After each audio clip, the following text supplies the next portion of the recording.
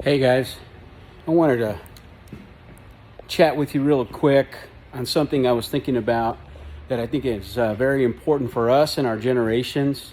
You know, God is a generational God. He builds generationally. And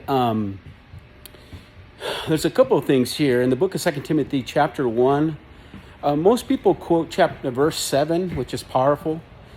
But verse 6 is very powerful too, and it actually adds to and is a part of verse 7. Okay, verse 6 says, to fan the flame of the gift of God that's within us, that was given us on the laying on of hands. Verse 7 says, for God did not give us a spirit of fear, but of power and of love and a sound mind. Why would that 6 roll right into 7? Well, it's because sometimes we get intimidated, or we get timid, or we get afraid to step out in faith.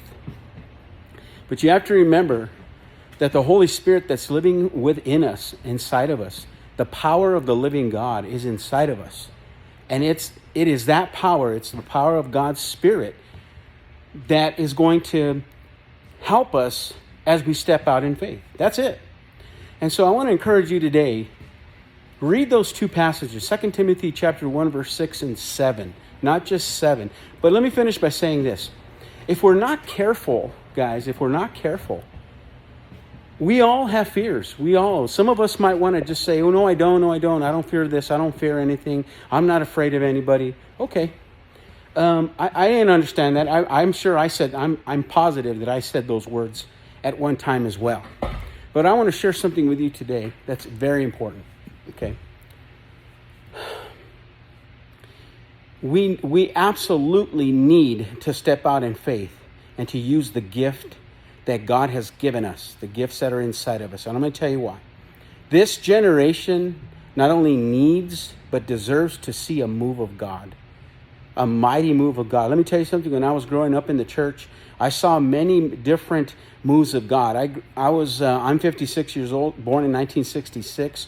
So I caught the tail end of the 60s and 70s Jesus movement and charismatic movement of the 70s and 80s. And I was raised in a church where there was still tent revivals that went on, super powerful. And I'm praying today that this next move of God is going to be even more powerful than that.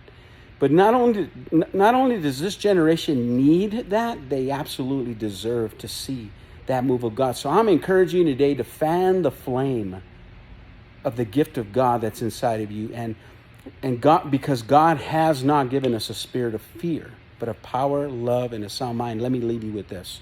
If we don't do this, guys, all of us, we're passing on fear to this next generation. What are we passing on to them? Fear? Intimidation?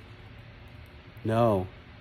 Let's not pass on our fear, intimidation to this next generation. Let's pass on our faith. God bless you guys. I hope you have a good, super day.